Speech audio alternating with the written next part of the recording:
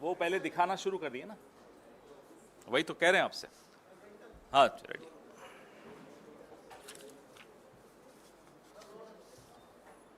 नमस्कार साथियों,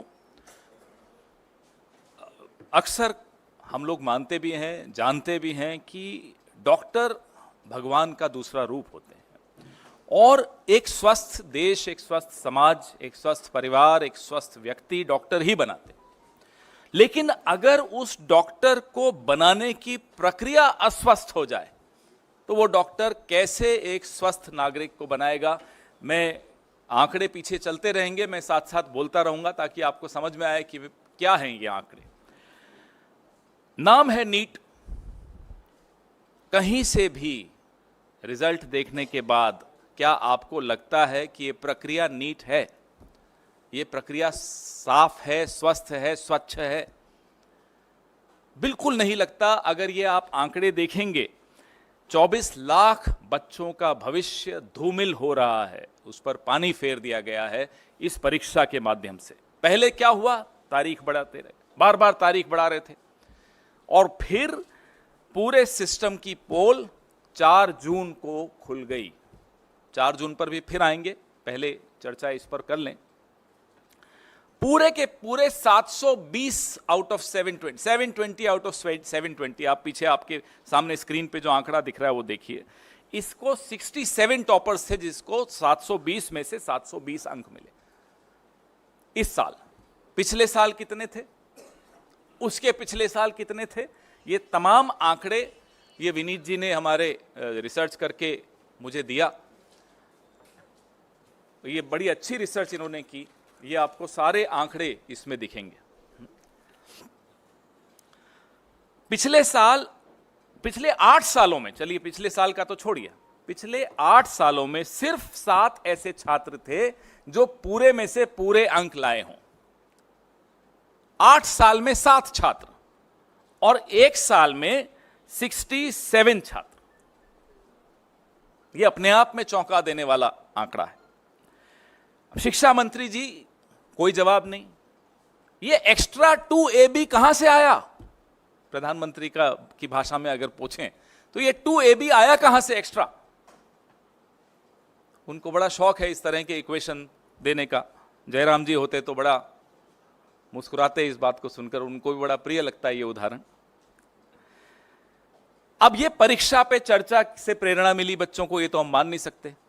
परीक्षा पे चर्चा से हम में से किसी को कभी मिली है प्रेरणा प्रधानमंत्री से? लेकिन फिर घोटाला हुआ। ये कैसे साबित हुआ? बिहार में पुलिस ने पकड़ा, कई ऐसे लोगों को पकड़ा, आज वो हिरासत में हैं, जिन्होंने टेलीग्राम चैनल्स पे नीट के पेपर लीक किए थे। इसकी जांच में आगे क्या हुआ ये हमें नहीं मालूम। 13 आरोपी वहां गिरफ्तार हुए। वैसे ही गोधरा, गुजरात, बिहार भी का एक उदाहरण दे रहा हूं मैं आपको, अब गुजरात का भी उदाहरण दे रहा हूं। गोधरा में भी कोचिंग सेंटर्स के साथ मिलकर, एक पर्टिकुलर कोचिंग सेंटर था, उसके साथ मिलकर कैसे ये लीक हुआ। तो ये बिहार और गुजरात, ये एनडीए का गठबंधन क्या नीट डिजास्टर अलायंस हो गया है?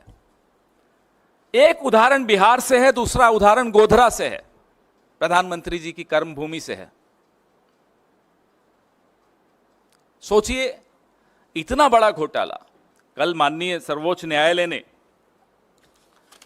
सुनवाई की। एनटीए जो कि ये परीक्षा करवाता है, उसने लीपापोती की पूरी कोशिश की। क्या कहा? उन्होंने कहा कि जो 1563 बच्चों को टाइम लॉस की वजह से ग्रेस मार्क्स दिए, और एक माननीय सर्वोच्च न्यायालय की जजमेंट को कोट किया कि साहब इस जजमेंट में यह कहा है कि अगर बच्चों को टाइम लॉस होता है तो वो कैलकुलेट करके इन्हें ग्रेस मार्क्स दिया।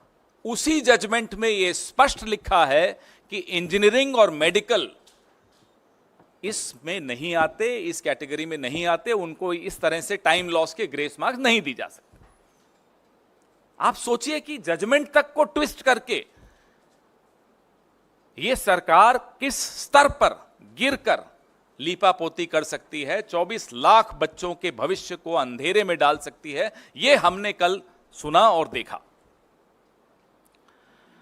4 जून को एक परीक्षार्थी और फेल हुआ था, 400 बोला, 240 लाया और 55 ग्रेस मार्क्स लेके सरकार बना के बैठा। वो 55 ग्रेस मार्क्स ही तो हैं। ये रिजल्ट 14 जून को आना था, इसको 4 जून को क्यों किया गया? यही सोचा कि आप लोग जो अभी व्यस्त होंगे, हम सब व्यस्त होंगे चुनावी नतीजों में, पूरा देश टीवी पे सिर्फ चुनावी नतीजे देख रहा होगा, तो ये एक बड़ा विवाद नहीं पैदा होगा, इसलिए 14 जून को 4 जून पे ले आया गया। ये तमाम सवाल हैं जिसके जवाब नहीं मिले हैं। अब माननीय सर्वोच्च न्यायालय के फैसले के अनुसार ग्रेस मार्क्स तो हटा दिए, लेकिन जो 24 लाख बच्चों के जहन में, के मन में, के दिमाग में जो सवाल उठ रहे हैं, उसका जवाब माननीय शिक्षा मंत्री तो दे नहीं रहे। वो तो स्तुति वंदन में लगे हुए हैं मोदी जी के, जैसा कि पूरा कैबिनेट लगा रहता है। अब 580 से ज्यादा नंबर, ये आंकड़े जरूर देखिएगा जब मैं बार बार, क्योंकि इसमें इन्होंने मेहनत की है विनीत जी ने, बहुत कायदे का ये आंकड़े, ये सिर्फ आंकड़े देख लें तो इस प्रेस कॉन्फ्रेंस की भी जरूरत नहीं है, इतने महत्वपूर्ण आंकड़े हैं ये। 580 से ज्यादा मार्क्स लेने वाले छात्रों के जो एग्जामिनेशन सेंटर हैं, हम ये मांग करते हैं कि उन एग्जामिनेशन सेंटर्स के साथ उनके नाम जारी किए जाएं, वो बहुत आवश्यक है। दूसरी हमारी मांग यह है कि जो 12वीं के बोर्ड के मार्क्स का मिलान नीट के टॉपर्स के साथ किया जाए, क्योंकि एक सूचना है कि कुछ ऐसे छात्र हैं जिन्होंने 12वीं भी संघर्ष करके पास की, कोई ज्यादा अच्छे नंबर नहीं लाए, लेकिन नीट में टॉपर हो गए। हम नहीं कह रहे नहीं हो सकते, ऐसे लोग आगे चल के शिक्षा मंत्री और प्रधानमंत्री भी बन सकते हैं, इसमें कोई हमें उसमें नहीं है, लेकिन नीट में इतने मार्क्स ले जाएं, थोड़ी गड़बड़ की आशंका वहां 24 लाख बच्चों के मन में है, तो इसका जवाब भी देना होगा। जिस जिस एग्जाम सेंटर पर औसत से ज्यादा हाई मार्क्स वाले परीक्षार्थी हैं, उनकी वीडियो रिकॉर्डिंग भी जारी की जाए, ताकि पता चल सके कि ये एक्स्ट्रा मार्क्स ग्रेस से मिले हैं, डिसग्रेस से मिले हैं, कैसे मिले हैं ये मार्क्स। तो इसकी वीडियो रिकॉर्डिंग भी सामने आए, थोड़ा आवाज प्लीज, इसकी वीडियो रिकॉर्डिंग भी सामने आनी चाहिए।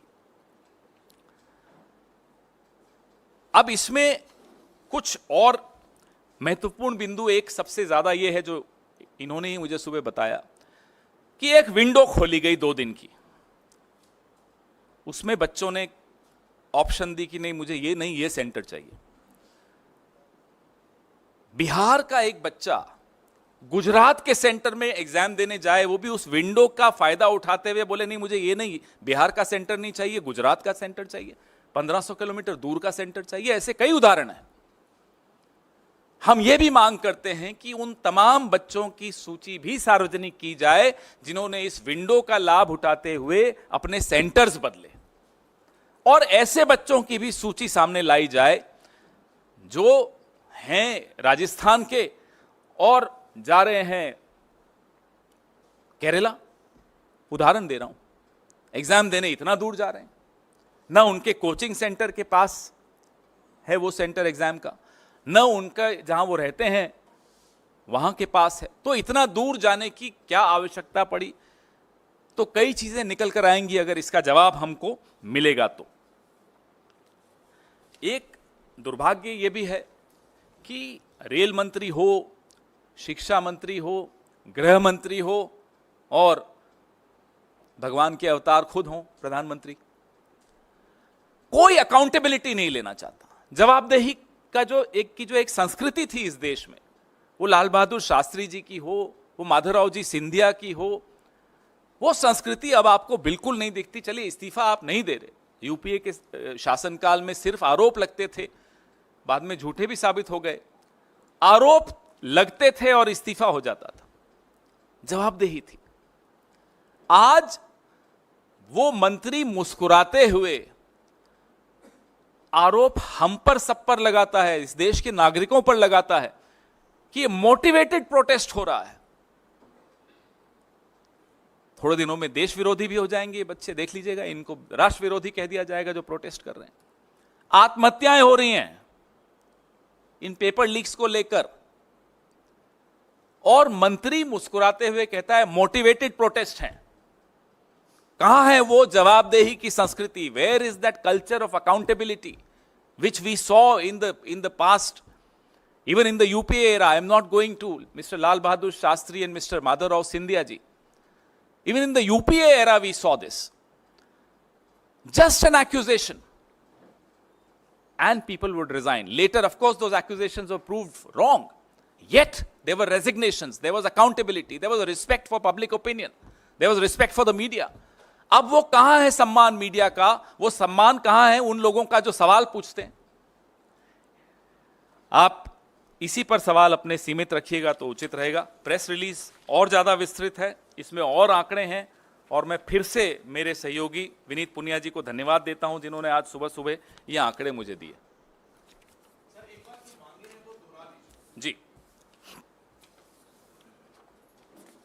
हमारी पहली मांग, जो कि हमें मालूम है बिल्कुल पूरी नहीं होगी, कि जो विश्व गुरु हैं आजकल शायद विदेश में हैं, वो अपना मुंह खोलें, इस पे कुछ बोलें।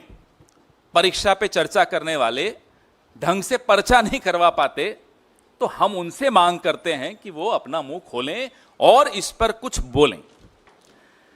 दूसरी मांग हमारी है कि जो 24 लाख उम्मीदवार 1 लाख सीटों के लिए बैठते हैं, इसमें 55,000 तो सरकारी मेडिकल कॉलेजेस की हैं।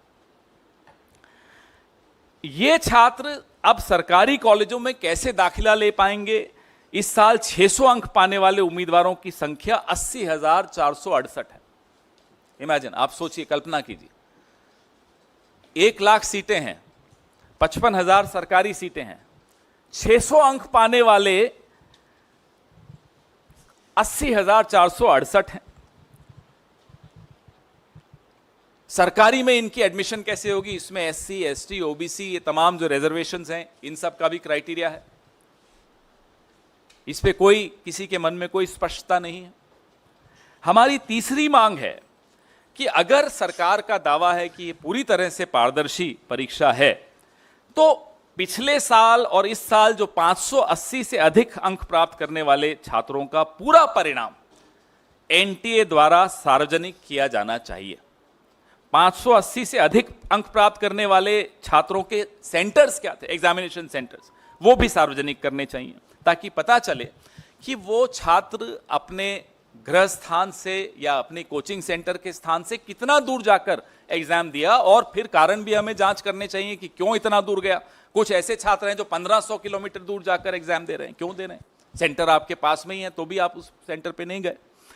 हमारी चौथी मांग है कि जो बोर्ड के एग्जाम्स हैं, 12वीं के एग्जाम्स विशेष तौर पे, उससे नीट के जो एग्जाम्स में जो अंक बच्चों को मिले हैं उसका मिलान किया जाए। जो टॉपर्स हैं, तथाकथित टॉपर्स जो हैं, उनके अंकों का मिलान बोर्ड के एग्जाम के रिजल्ट से किया जाए, क्योंकि ऐसी रिपोर्ट्स आई हैं कि बोर्ड एग्जाम में बड़ा संघर्ष करके वो पास हो पाए, नीट में टॉप कर गए। हमें आपत्ति नहीं है, कर सकते हैं, मेहनत की होगी, ये भी मान लेते हैं एक बार, लेकिन 67 लोग 720 में से 720 लाते हैं तो सवाल उठते हैं। कुछ सेंटर्स ऐसे हैं जिसमें सबसे ज्यादा ऐसे उदाहरण मिलेंगे आपको। अब गोधरा का मैंने आपको एक एग्जाम्पल दिया, बिहार में पकड़े गए 13 लोग अभी गिरफ्तार किए गए हैं कुछ वक्त पहले। हमारी पांचवी मांग ये है कि जिन सेंटर्स, जो सेंटर्स हाई स्कोरिंग सेंटर्स हैं, उनके वीडियो भी जारी किए जाने चाहिए, ताकि इस घोटाले की पूरी पहचान हो कि जो ओएमआर है, जो भरा गया था ओएमआर, उसका प्रतिरूपण हुआ था या नहीं, ये सच्चाई भी सबके सामने आनी चाहिए। एक जो हमने मांग बार बार दोहराई है, फिर से दोहरा रहे हैं, कि जैसे इलेक्टोरल बॉन्ड्स थे, जब वो सार्वजनिक हुए तो सबको कई सवालों के जवाब मिले। अभी कुछ सवाल बाकी हैं हम सबके दिमाग में, लेकिन फिर भी काफी सवालों के जवाब मिले। फिर एक लिस्ट आई कि ईडी सीबीआई ने कैसे रेड डाली, और वहां फिर इलेक्टोरल बॉन्ड्स के माध्यम से चंदा गया। ऐसे ही ये तमाम जो हम जानकारियां कह रहे हैं, मांग कर रहे हैं कि सार्वजनिक पटल पे रखी जाएं, ये रखनी चाहिए ताकि लोगों के मन में 24 लाख कोई छोटा आंकड़ा नहीं होता, 24 लाख बच्चों का भविष्य इसमें जुड़ा हुआ है। देश की स्वास्थ्य व्यवस्था का भविष्य इससे जुड़ा हुआ है। अगर देश की स्वास्थ्य व्यवस्था ही स्वस्थ नहीं होगी, उसकी प्रक्रिया स्वस्थ नहीं होगी, तो हम इस देश को अच्छा स्वास्थ्य कैसे दे पाएंगे? आपके सवाल। जहां एग्जाम सेंटर था उनका लिस्ट तैयार किया। बिल्कुल, जो टॉपर्स हैं, खास तौर पे जो ये अंक जो विनीत जी ने इकट्ठे किए हैं, इन अंकों को देखते हुए उन तमाम सेंटर्स की जानकारी जहां सबसे ज्यादा ऐसे उदाहरण मिलेंगे कि 720 में से 720 आ गए, और अगर आप प्रतिशत में देखेंगे तो 720 में से 720 लाने वालों की जो प्रतिशत वृद्धि हुई है पिछले सालों से, 3250% की वृद्धि हुई है। आप सोच सकते हैं। जब विनीत जी ने सुबह मुझे बताया तो मैंने कहा आप पहले भेजिए, मैं मान ही नहीं सकता ऐसा। 710 जिनको मिले हैं, 941% की वृद्धि हुई है। कभी हो सकता है? इसलिए ये सवाल। पवन जी, मेरा सवाल है कि अब सिर्फ नॉर्थ के राज्य नहीं, साउथ के राज्यों में भी इसके सवाल उठने लगे इसको लेकर, एग्जाम को लेकर, और तमिलनाडु सरकार ने तो सीधे तौर पे इस एग्जाम को रद्द करने की मांग की है, पूरे एग्जाम को रद्द करने की। क्या कांग्रेस पार्टी इससे सहमत है? देखिए, इतना अगर बड़ा प्रश्न चिन्ह लग जाए, इतना बड़ा सवालिया निशान लग जाए किसी एग्जाम की प्रक्रिया पर, तो जाहिर सी बात है मांगें उठेंगी, और सरकार को चाहिए कि इन मांगों को डिसमिस किए बगैर सब कुछ सार्वजनिक पटल पर रखा जाए। पवन सर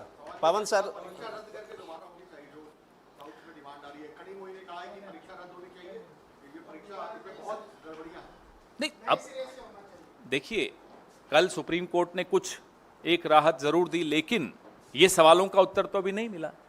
तो जाहिर सी बात है कि उन तमाम बच्चों के भविष्य को ध्यान में रखते हुए ये कदम, जो भी कदम उठाए जाएं, कम है, कदम उठाने चाहिए ताकि उनको एक न्याय संवत भविष्य मिल सके।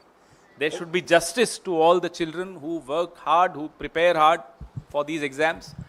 They are not getting justice. न्याय ऐसा शब्द है जो हमारे शब्दकोश में अब सबसे ऊपर है, हम सबके, पूरे देश के भी।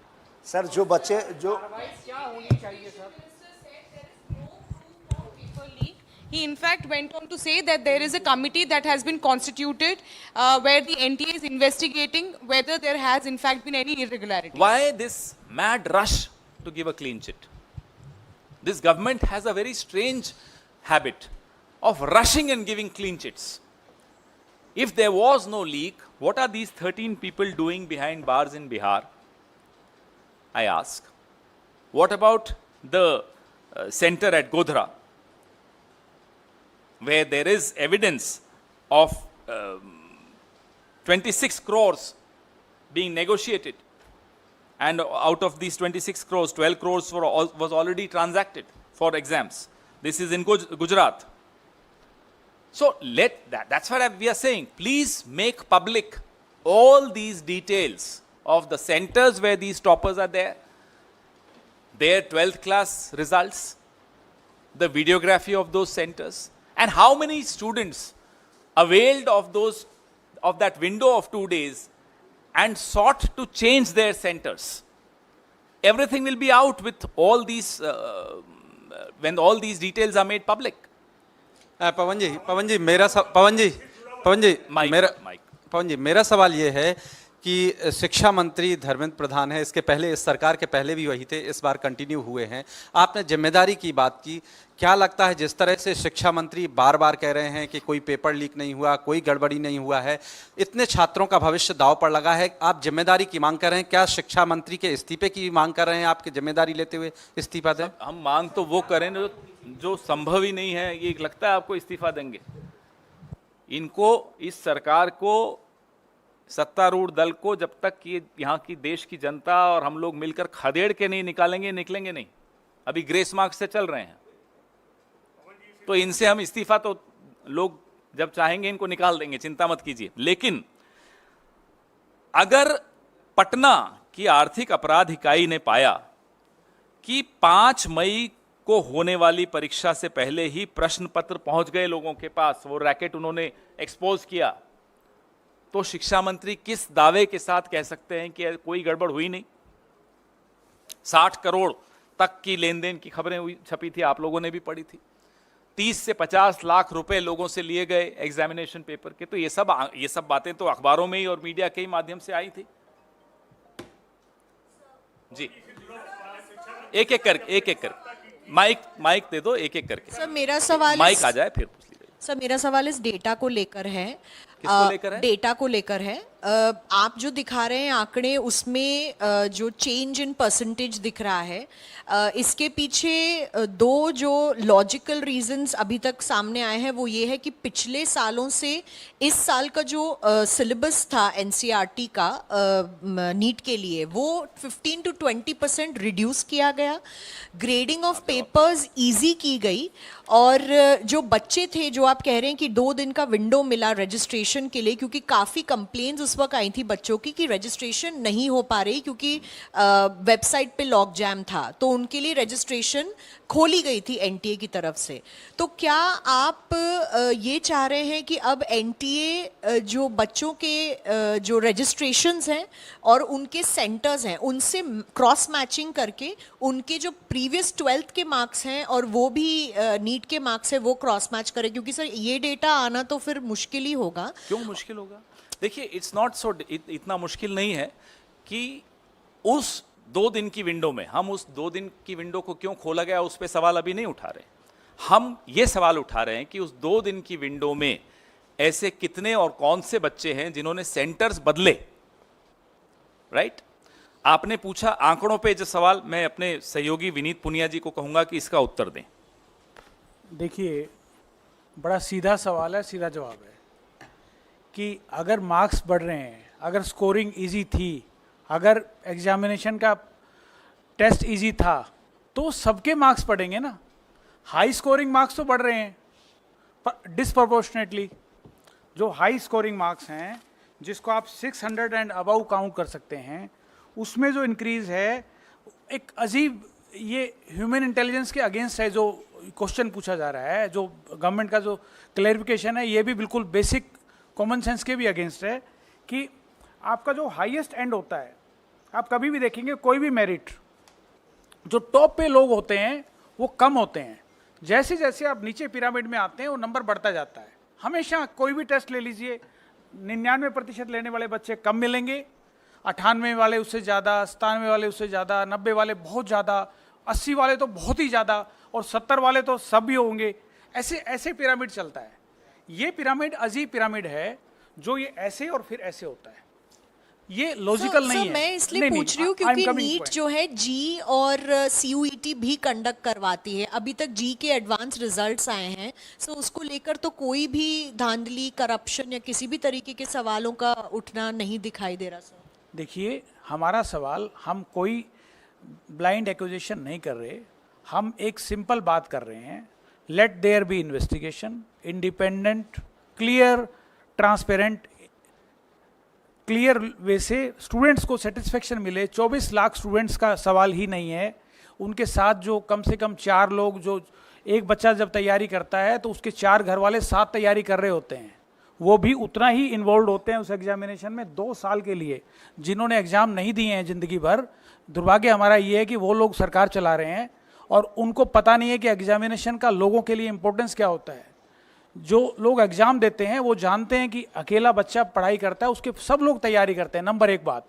नंबर 2 बात, जो अगले साल पेपर देने वाले हैं उनको भी हमें विश्वास दिलाना ज़रूरी है कि ये सिस्टम, ये ट्रांसपेरेंट है। अगर कोई गलती होगी तो उसको सज़ा मिलेगी।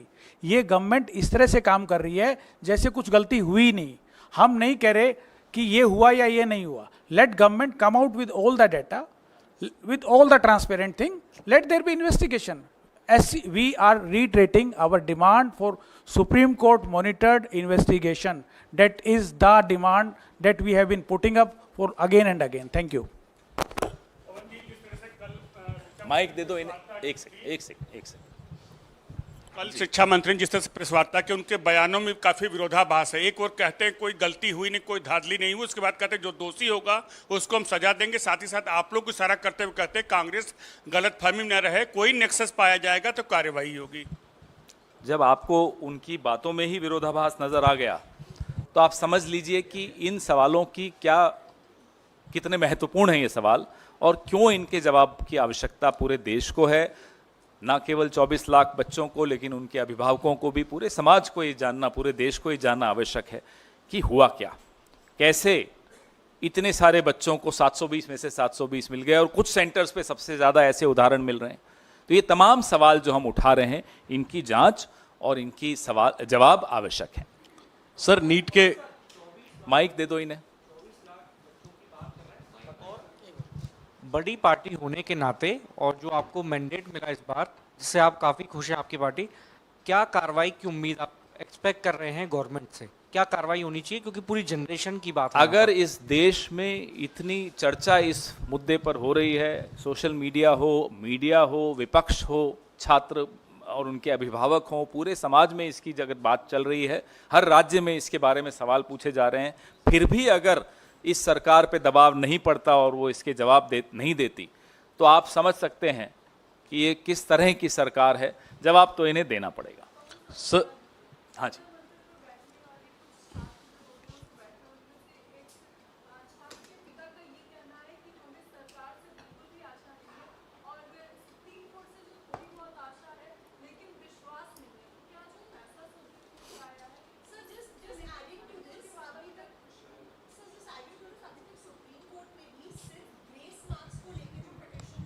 सुनवाई Correct. हुई है, तो इसलिए- करप्शन रिलेटेड बिल्कुल ठीक चार्जेस या बात। एनामलीज रिलेटेड चार्जेस पे भी सुनवाई नहीं हुई है। इसीलिए हमारी मांग बड़ी स्पष्ट है कि सुप्रीम कोर्ट मॉनिटर्ड जांच की मांग पर हम कायम हैं, अडिग हैं, उसकी जांच होनी चाहिए, पहली बात।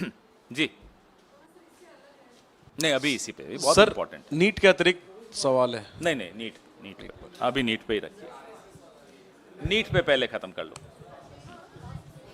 हाँ बात, हाँ पवन जी, हाँ, कल मैंने एक सवाल रखा था जिसके प्रॉपरली जवाब नहीं मिला कि एम्स के एक्स डायरेक्टर मिश्रा से लेके कोई सारे बड़े हस्ती इसमें शामिल है, मगर आप लोग किसी इंडिविजुअल का नाम ले नहीं रहे हो, उनके पनिशमेंट की ये नहीं कर रहे हो। सेकेंडली, आपका जो 5 डिमांड है, उस 5 डिमांड को अगर बिल्कुल ही ना माने तो आपके या इंडिया ब्लॉक की क्या प्लान है आगे एजिटेशन की? नहीं, हम बिल्कुल इसको हर स्तर पे उठाएंगे। अधिवेशन, संसद का सत्र भी शुरू हो रहा है, हर स्तर पर इसको हम उठाएंगे और मजबूती से उठाएंगे। जो छात्र हैं, उनके अभिभावक हैं, उनको भी हम दिलासा दे रहे हैं कि आपकी आवाज़ उठाने के लिए कांग्रेस पार्टी और इंडिया गठबंधन के तमाम साथी बिल्कुल मुस्तैदी से तैयार हैं। रही बात नाम लेने की, गैर जिम्मेदाराना तरीके से मैं किसी का इस मंच पर बैठ के नाम नहीं लूँगा। हमारे सवाल हैं, जांच होगी, जिसके नाम आने होंगे सामने आएंगे। अभी मुझे बताया कि रजिस्ट्रेशन बंद होने के 24 दिन बाद लिंक खोला, ये भी एक सवाल था। हजारीबाग के जिस सेंटर पर गड़बड़ी हुई वहाँ 8 टॉपर वहीं के हैं, तो ये लिंक क्यों खोला, ऐसे उदाहरण और किस किस सेंटर पर हैं, ये तमाम जानकारियां जांच से ही निकल कर आ सकती हैं। अभी तो एक आप जैसे किसी मुस्तैद साथी ने निकाल कर दिया, ये भी आप सर्कुलेट कर दीजिएगा। क्या हुआ? इंद्रेश कुमार कौन है? अच्छा सर पवन जी, सर आप ले रहे सवाल? अब माइक वाले से पूछ लेते, माइक वाले को पूछ लेते। माइक वाले अगर माइक लेकर भी चुप रहोगे तो क्या फायदा माइक लेने? मैं तो आपकी इजाजत का इंतजार कर रहा बोलिए ना। था। तो सर आरएसएस के नेता है इंद्रेश कुमार, बड़ा दिलचस्प बयान उन्होंने दिया है। उन्होंने कहा है कि जो अहंकारी बन गए उन्हें 241 पर रोक दिया गया और जो राम विरोधी हैं वो 234 पर रुक गए, प्रभु का न्याय है। तो अहंकारी सीधे सीधे मोदी सरकार को, बीजेपी को कहा है, बीजेपी के बड़े नेता इंद्रेश कुमार ने, इस पर क्या जवाब है? हुजूर आते आते बहुत देर कर दी। अहंकार आज दिख रहा है आपको? मोहन भागवत जी की हमने कुछ टिप्पणियां भी सुनी थी पिछले हफ्ते या इसी हफ्ते शायद बोले थे। ये बीज तो आपने ही बोए थे, बोते बबूल हो, फिर वो बबूल वृक्ष बनता है, वृक्षासन करते हुए भी दिखता है। देखा था ना परसों वृक्षासन का ट्वीट आया था प्रधानमंत्री का। फिर आप सोचते हो उस वृक्ष से आम निकलेंगे, तो वो तो हो नहीं सकता। जब मणिपुर पे चुप थे प्रधानमंत्री, तब बोले क्या मोहन भागवत जी, उन्होंने याद दिलाया कि आपका ये राजधर्म है, आपको बोलना चाहिए। हाथरस पे जब प्रधानमंत्री की पार्टी जो कर रही थी आपके सामने था, तब बोले मोहन भागवत उनको। टेनी पे बोले हों, किसानों पे बोले हों, अग्निवीर पे बोले हों, बिल्किस बानो पे बोले हों, अखलाक और पहलू पे बोले हों, कन्हैयालाल टेलर के हत्यारे भाजपा के सक्रिय सदस्य थे, जब ये बात सामने आई उस पे मोहन भागवत जी कुछ बोले क्या? अब बोलने से क्या फायदा, इंद्रेश जी हो या मोहन भागवत जी हो, कौन सुन रहा है? अब तो मोदी जी ने उनको अप्रासंगिक बना दिया है। और जो रही सही कसर थी 10 साल की, मोहन भागवत जी की चुप्पी ने उनको अप्रासंगिक बना दिया। जब आप अप्रासंगिक बन गए, अब आप बोलते रहिए, कौन सुन रहा है आपको? क्या कहते हैं वो, नक्कार खाने में तूती है, बनने दीजिए, कौन सुन रहा है? इसी में और थोड़ा सवाल है। इंद्रेश कुमार ने ही कल ही कहा अयोध्या के पूर्व सांसद के लिए कि लल्लू जी ने जनता पर बहुत जुल्म किए। भगवान राम ने कहा इस बार रुक जाओ, अगली बार 5 साल के बाद तुम्हें देखेंगे, तुमने जुल्म बहुत किए। इनकी बातों को कौन गंभीरता से ले रहा है? मोदी जी खुद नहीं लेते इनकी बातों को गंभीरता, हम क्यों लें? पवन जी, जिस तरह से राहुल गांधी जी ने लोकसभा सीट चुनने को लेकर कहा है, क्या वायनाड सीट से प्रियंका गांधी वाड्रा आप चुनाव लड़ेंगे? कमाल के सवाल पूछ रहे हैं। नहीं, उन्होंने कहा कि 2 सीटों में से एक। वो तो कोई भी 2 सीटों पे नहीं रह सकता, एक पे ही रह सकता है, उसमें क्या कोई नई बात है? बताइए। पवन जी, जिस तरीके से एग्जिट पोल आए और उसके बाद में जो रिजल्ट आए, रिजल्ट में कांग्रेस पार्टी की ओर से माना जा रहा है और देखा भी जा रहा है कि कहाँ 52 से आप 99 पर पहुंच गए, 234 का आंकड़ा आपने छू लिया। कई राज्यों में बेहतर प्रदर्शन किया, खासकर उत्तर प्रदेश में, लेकिन छत्तीसगढ़, मध्य प्रदेश, उत्तराखंड, हिमाचल ऐसे राज्य हैं जहां बिल्कुल शून्य पर आ गई कांग्रेस। तो क्या कोई जवाबदेही, जिम्मेदारी भविष्य में संगठन को लेकर के तय होगी? क्या बदलाव होंगे जहां आपने प्रदर्शन अच्छा नहीं किया है? विक्रांत जी, जाहिर सी बात है कि जहां हमारी प्रदर्शन अच्छा रहा है वहां की भी रिपोर्ट लेते हैं कि क्या ऐसा किया जिससे हमें लाभ हुआ। जहां प्रदर्शन अच्छा नहीं रहा वहां की भी रिपोर्ट लेते हैं। ये तो हमेशा ही होता है, हर पार्टी लेती होगी, मैं ये मानता हूं कि यहाँ क्यों हमारा प्रदर्शन अच्छा नहीं रहा, कहाँ कमी रह गई। कई एस्पेक्ट्स होते हैं, कई कारण हो सकते हैं, हर कारण का विश्लेषण करना आवश्यक है। जवाबदेही की तो बात अलग है, लेकिन पहले जानकारी तो पूरी मिलनी चाहिए, पूरी रिपोर्ट आ जाए। हमारे जो प्रभारी महासचिव हैं अलग अलग राज्यों के, वो सब अपनी अपनी रिपोर्ट दे रहे हैं, उसके बाद उस पर चर्चा भी होगी।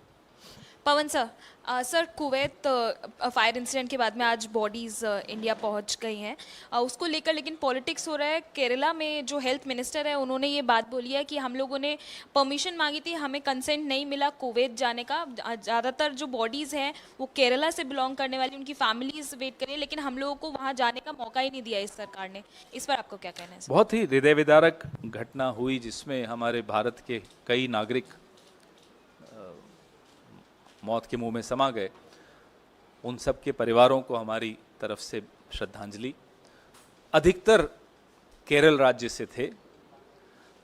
इस पे सत्तारूढ़ दल को चाहिए कि किसी भी तरह की हल्की राजनीति ना करें और सबको साथ मिलकर परिवारों को ढाढ़स भी बंधाना है और जो भी न्यायोचित कदम हैं वो उठाने चाहिए। इसमें सबको मिलकर काम करना होगा। सर, जगन भुजबल का कहना है कि अजित पवार और एनसीपी को ब्लेम करना गलत बात होगी, क्योंकि बीजेपी उत्तर प्रदेश में भी काफ़ी सीट्स हारी हैं, ओवरऑल काफ़ी और जगहों पे भी हारी है, तो ये blame NCP Ajit Pawar faction को करना गलत बात है। अभी तो 2 दिन पहले मोदी का परिवार हटाने को कहा गया था, थोड़े दिन बाद एनडीए का परिवार हटने को कहा जाएगा। देखते जाइए क्या क्या होता है, आपको मनोरंजन बहुत मिलेगा। पवन जी, सर कांग्रेस और कपिल शर्मा बेरोजगार हो जाएंगे। सर, कांग्रेस के उच्च सूत्रों ने दावा किया है कि ये सरकार जो मौजूदा है बहुत पंगु है और जब चाहे विपक्ष इस सरकार को गिरा सकता है। कौन से क्या वो ये सूत्र सरकार हैं? किस? मुझे तो नहीं, मेरे पास तो कोई स्टेटमेंट ऐसा आया नहीं। तो मैं मौजूदा आपकी सरकार इस बात के पे भविष्य को टिप्पणी लेकर आप कैसा क्या कर दूं? कहेंगे? भविष्य ऐसे को कैसे टिप्पणी कर दें? अब आज फ्राइडे है, संडे को थोड़ा हम फ्री होते हैं, किसी ज्योतिषी के साथ बैठ जाएंगे, जाके भविष्य भी बता देंगे आपको। माइक दे दो।